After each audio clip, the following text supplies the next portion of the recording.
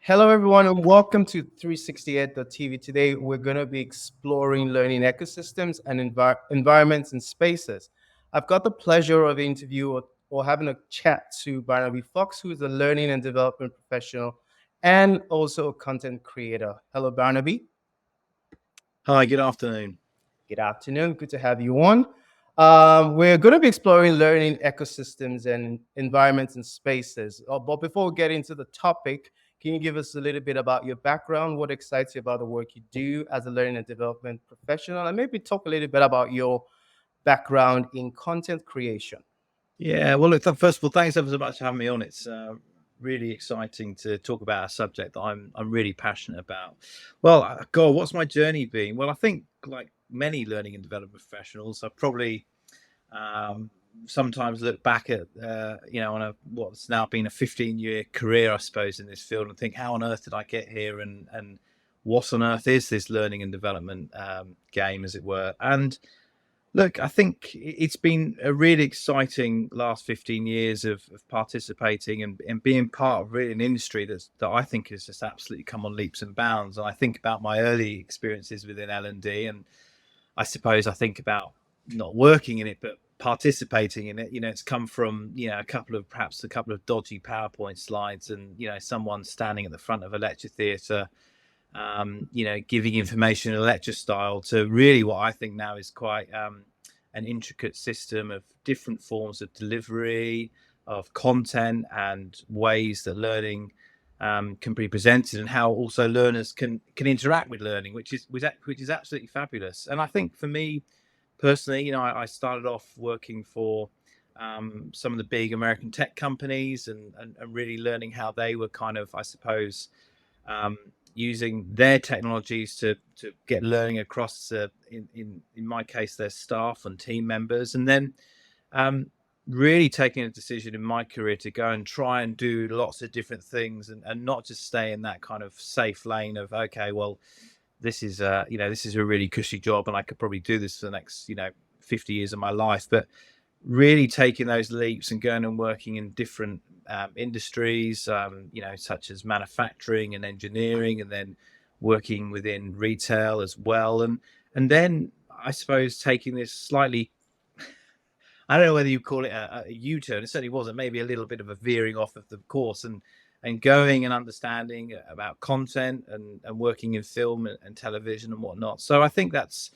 really, for me, it's been a 15-year career of, so far, sometimes thinking, how on earth did I get here? But it's all kind of intertwined together, and has probably brought me to a place where now I'm chatting to you.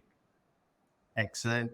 I think one of the things you probably downplay a little bit is working in different sectors, or having that depth of experience actually brings with it the opportunity to improve how things are done and see things on a broader spectrum. I'll give an example being, you worked in retail and you've got some background in a little bit of film and all of that stuff.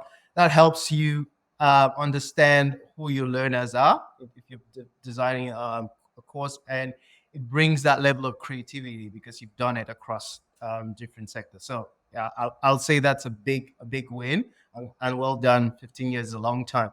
To kick us off, I like to get people I like to understand how people see things, or what terminologies we have, theories and different definitions for many different things in learning.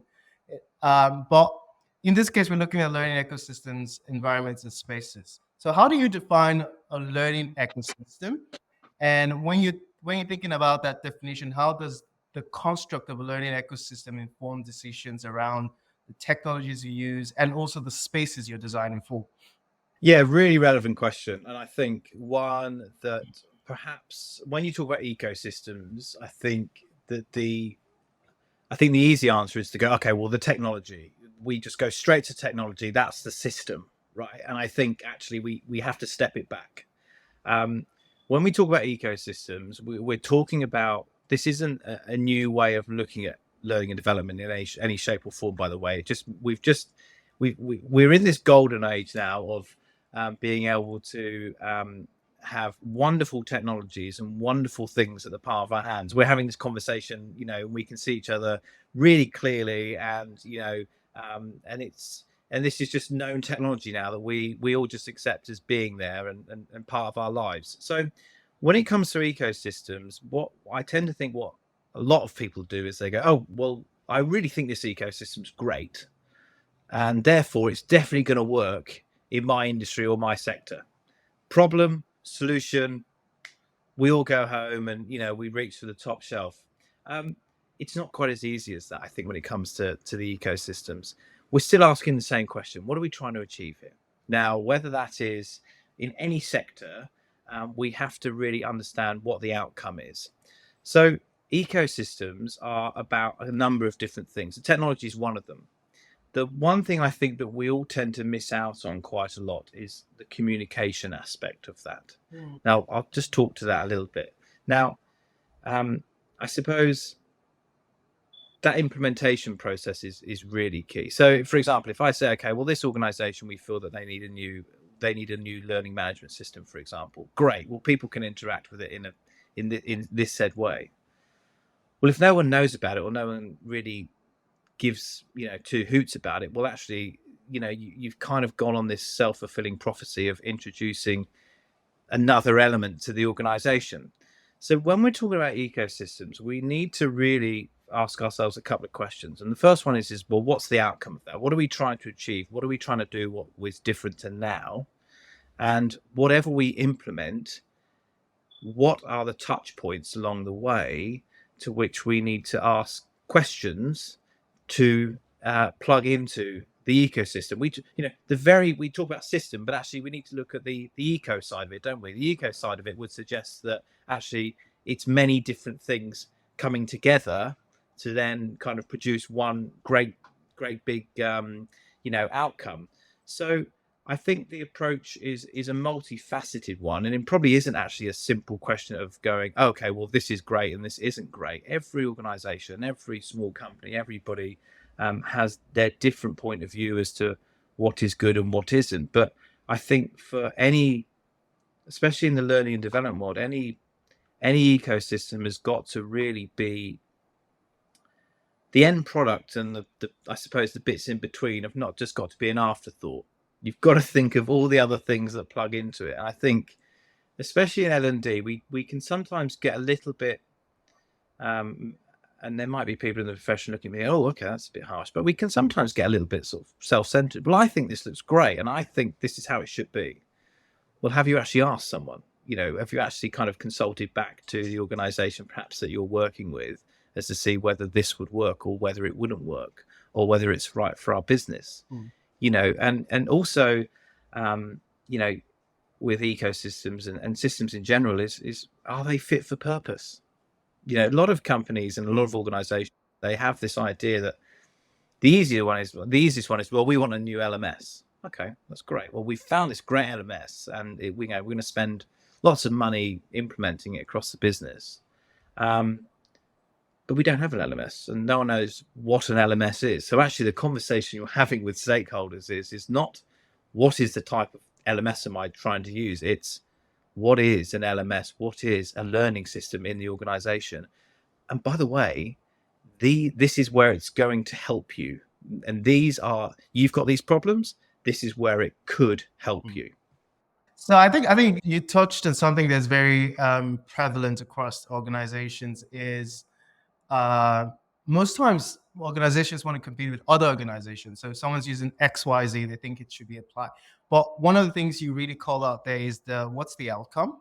What's the problem? And is this thing fit for purpose? And I think that's very essential.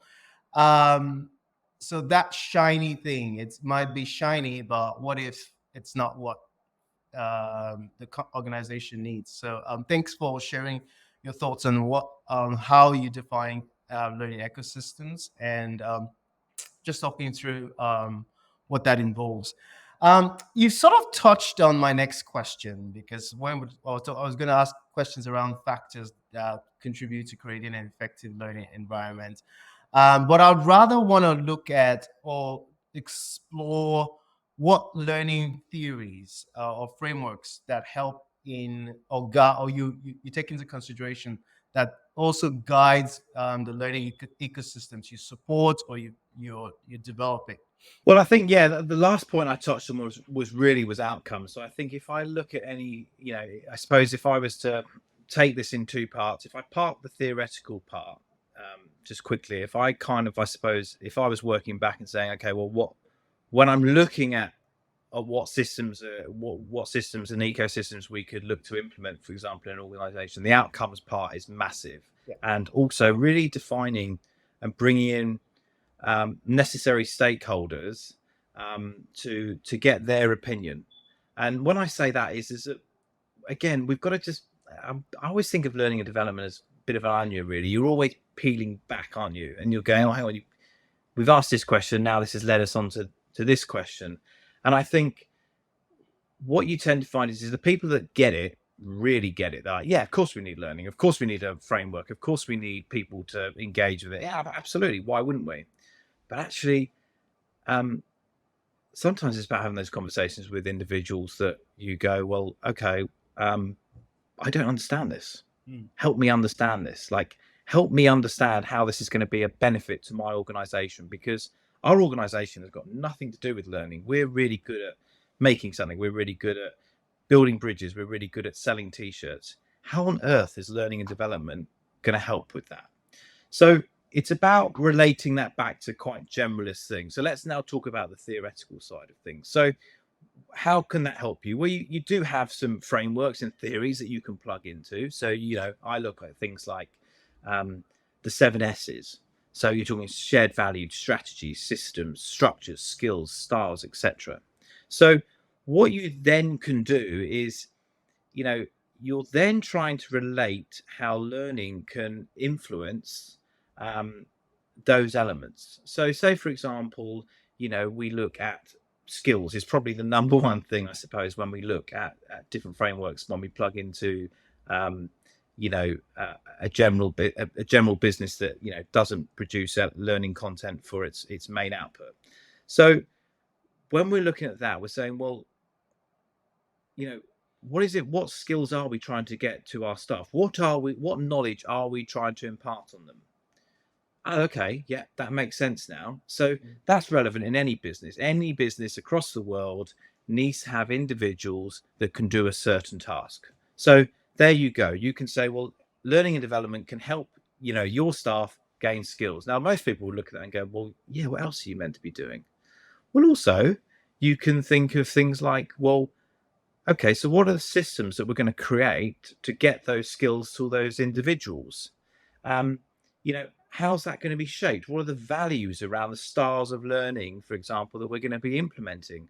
Are we an organization, for example, that has, many people of creed and culture that have come from all around the world to work here, that perhaps English might not be their first language? So heavy text documents, for example, might not be the style to which we are going to lead with. We need to have really visual, kinesthetic learning as well. So when you add a framework or a theory, and there's plenty of them out there, by the way, and this is just one that I think is quite a simplistic one to plug into. When you then, I suppose, have those conversations with key stakeholders within any organization, you can make the language of your specialist subject tangible for individuals to plug into. People can talk to strategy, systems, style, skills, and structure. They might not be able to talk to the nuances of a particular area, in this case, learning and development, so much easier. And what you're then doing is, which I think is probably the biggest thing that I've learned in my career today, is you bring people on board, you bring them in for the journey, and you don't alienate. And people can start to talk your language a little bit. It's a bit like when you sort of go and travel around, isn't it? It's a bit like if I go to France and I can have a few sort of French sentences up my sleeve, I kind of feel a bit more part of the culture, and I feel I can go and order a croissant in the morning and not stand out like some ignorant Englishman. You sort of feel a bit more part of it, and it kind of, that momentum really builds, really. So probably went a bit in depth there for you, but I suppose that's how I would take theoretical and then merge that with, I guess you would call it maybe emotional intelligence, perhaps.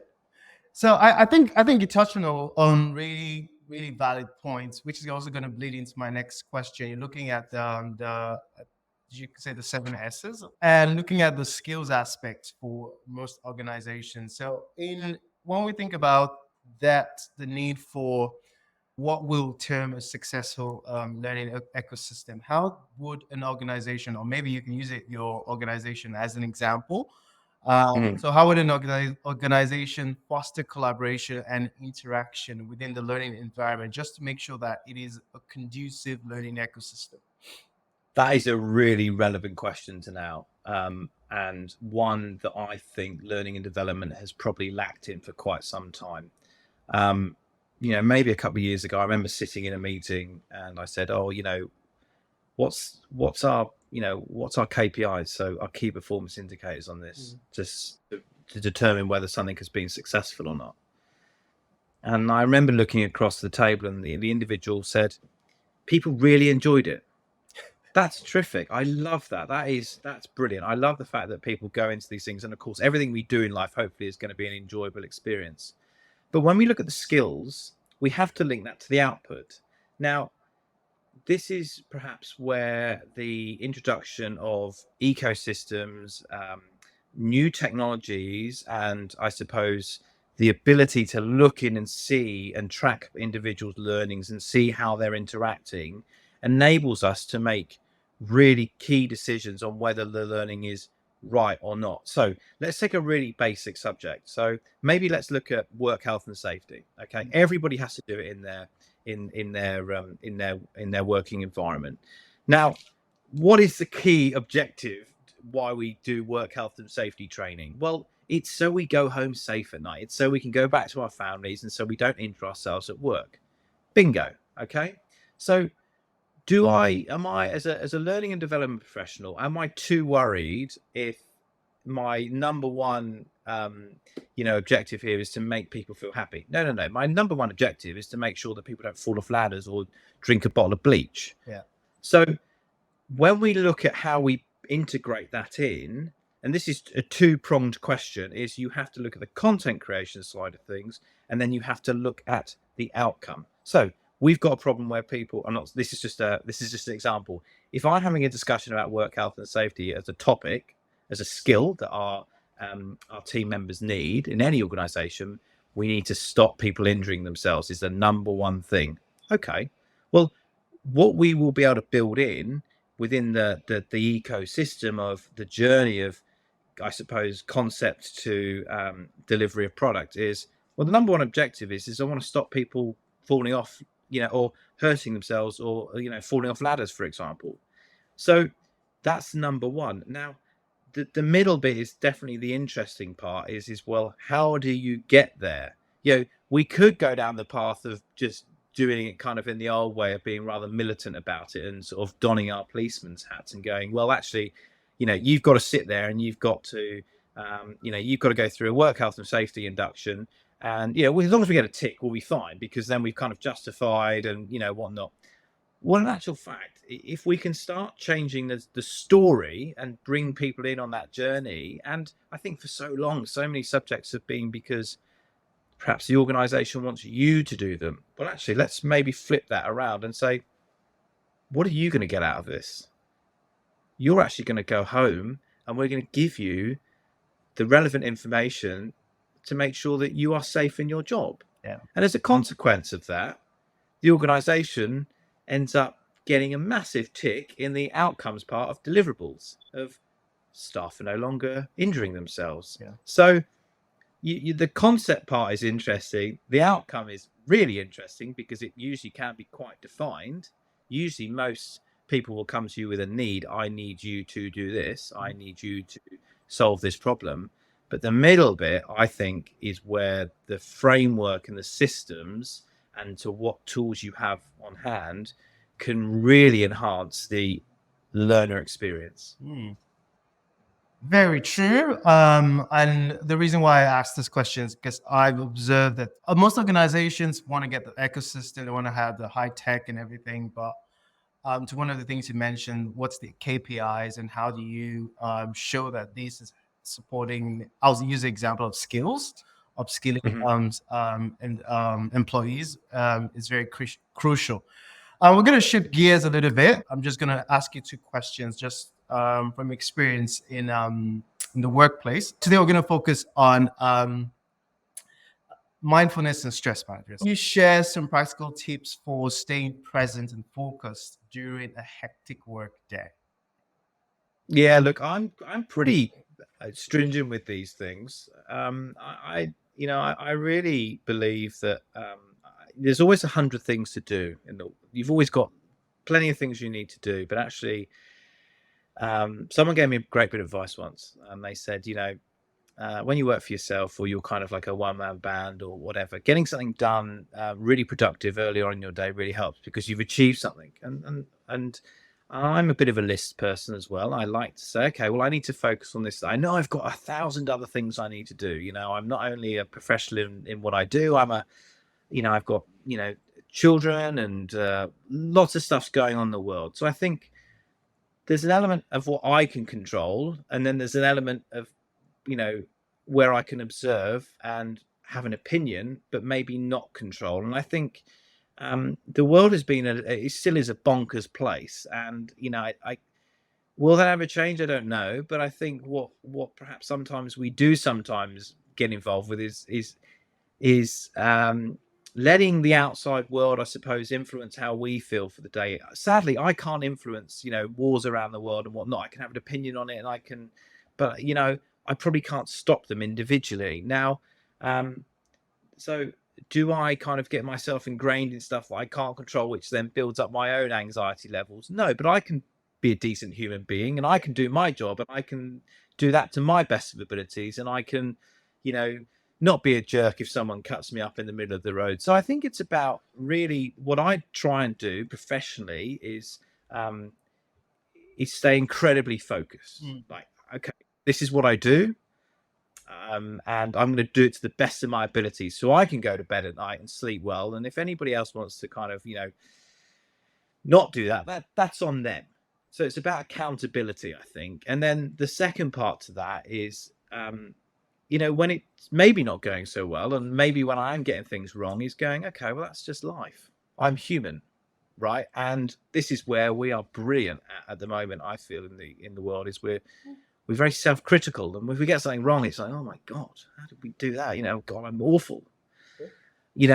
I accept that I have my faults, and I've got plenty of them. You can probably talk to my partner about that. She give you a list of them. So it's about forgiving yourself a little bit. And I think also in the workplace and whatever, whether it's a club or whether it's you like to play football at the weekends or whatever, it's like, okay, it'll be all right. It's fine. I get it. If you're a surgeon and you're saving lives, maybe it won't be. That's a different conversation. But most of us most of us, we live in this very lucky world where, if it goes wrong, we've probably got a second chance at it, perhaps. And I think sometimes we don't remember that so much. We beat ourselves up a little bit. Great. That's actually a really good tip because I know you come across as a very self-aware. The need to narrow your focus on, well, this we're always going to have a lot of things, but at the same time, this is what I need to focus on right now. And if I make a mistake, it's okay to make a mistake. Forgive yourself. Just one more question to bring us home. Yeah. How do you recognize the signs of burnout, and what actions do you take to prevent it? I think for me, and this is a very individual thing, by the way. I think for me, my decisions just become. I make some poor decisions. I go, hang on a minute, that really wasn't great. That was a great choice of doing that, and I'm not going to be a hero. I'm really not adding anything at the moment. And I think that's removing your ego, by the way. And I think we've all got one, and it's sometimes you need to turn it on, other times you need to turn it off. And I think the burnout for me is recognizing that actually you need to stop, and if you keep going, then you're not going to add any value whatsoever. In fact, you're going to go backwards. And it's then saying, well, what's the tools that I have in my arsenal, is to say as to what I enjoy. You know, I'm someone who loves, you know, I live down on the coast in Geelong, and I love going and taking the dog for a walk, or going swimming, or, you know, going paddleboarding or something like that, you know, and not feeling guilty about doing that. What I do is this, but who I am is actually many different things. My job and my profession is not who I am, it's what I do, and it's how I pay my mortgage, and I just happen to really enjoy what I do. But I also have lots of different other things that I really enjoy that make who I am. So I think I always say to everybody, get a hobby. Like, just do something you really enjoy. You might enjoy baking. You might enjoy watching the Kardashians. You might, I don't know what it is. Do it, and embrace it, and don't feel guilty about it. We're on this earth for a very short time, you know. And if you spend your life looking back thinking, oh, I got so stressed and, you know, whatnot, and I didn't enjoy sometimes, you might be in a slightly, you might be slightly disappointed coming toward the end, looking back. And I think, to me, to avoid any form of burnout is just that ability of recognizing it, and also, you know, having a good network of people around you, and also open to feedback. I mean, but maybe harping on a bit now, but also people say to you, like, God, you're being a bit of a jerk at the moment. I think you might need to take a bit of a break, and not going, oh, that's really offensive. Actually going, okay, well, that person cares about me. They're probably doing this to try and help me. So I think it's like I said, it's two things. It's about recognizing when you get to that burnout, and then maybe taking a different course so you don't do it again, and then figuring out what's going to be your Zen place to get you back down, and in a happy place, as it were. Really good points you raised there. I think one of the things I take away from that statement is we're a human being working in an organization doing one thing. That doesn't mean that there are not other things that can keep you excited. And I also want to applaud you for mentioning the fact that you're going to need to rely on people for feedback. Identify when someone says, "Hey, something's going on here. You might need to take a break." So thank you so much for sharing your thoughts today. I would like to say a big thank you for jumping on today's show and talking about learning ecosystems, environments, and spaces. There's a lot we can talk about, but want to keep this short and sharp, and also sharing your expertise and how you approach mindfulness and stress management. Thank you, Barnaby. Absolute pleasure. Thanks for inviting me on.